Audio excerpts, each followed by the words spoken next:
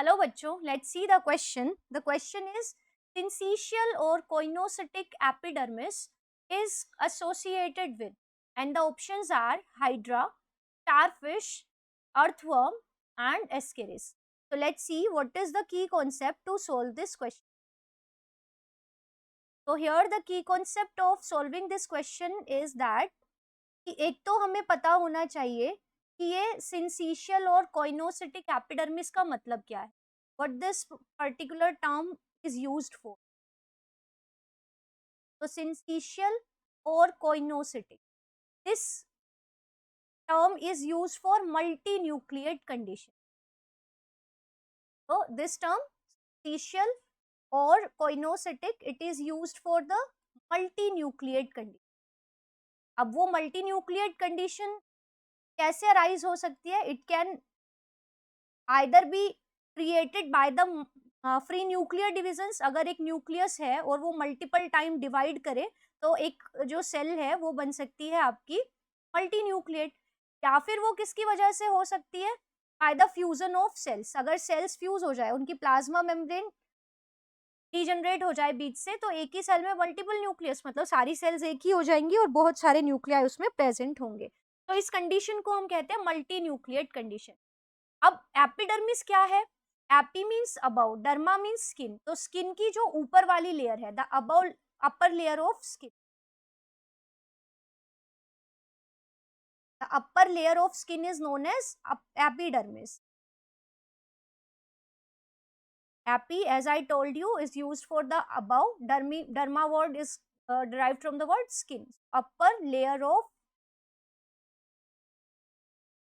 अब कौन से एनिमल फाइलम के अंदर ये कंडीशन पाई जाती है, हमें ये पता होना चाहिए. और हमें इस वर्ड का सिंसीशियल और कोइनोसिटिक एपिडर्मिस का मतलब पता होना चाहिए.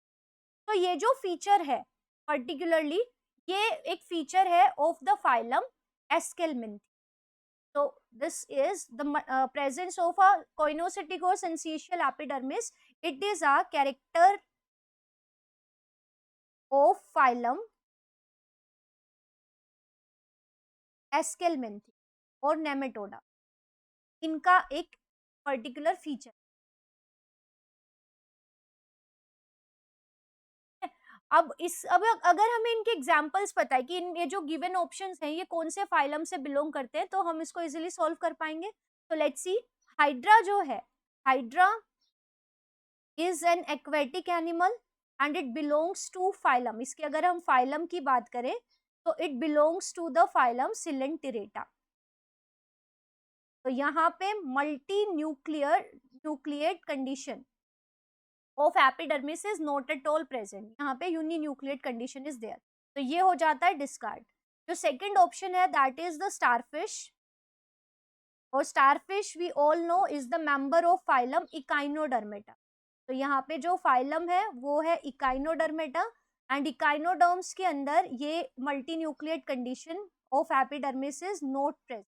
तो it is also discarded. Third जो ऑप्शन हमें गिवन है दैट इज अर्थवर्म. और earthworm is a member of phylum Echinodermata. अगर अर्थवर्म के फाइलम की बात करें तो it is a member of phylum Echinodermata. और इकाइनोडर्म्स के it is a member of phylum Annelida. Earthworm की बात हो रही है. So earthworm is a member of phylum Echino of Annelida because it is a segmented worm. और annelids के अंदर भी this particular feature is not present.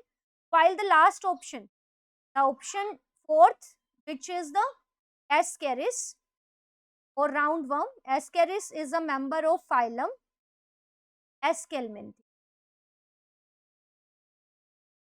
और Aschelminthis के अंदर ही ये multi nucleate condition of epidermis is found. तो यहाँ पे जो राइट आंसर हो जाएगा इस क्वेश्चन का, that is none other than the option number 4. The right answer is option 4, Ascaris. I hope you understood it well. Best of luck. Thank you.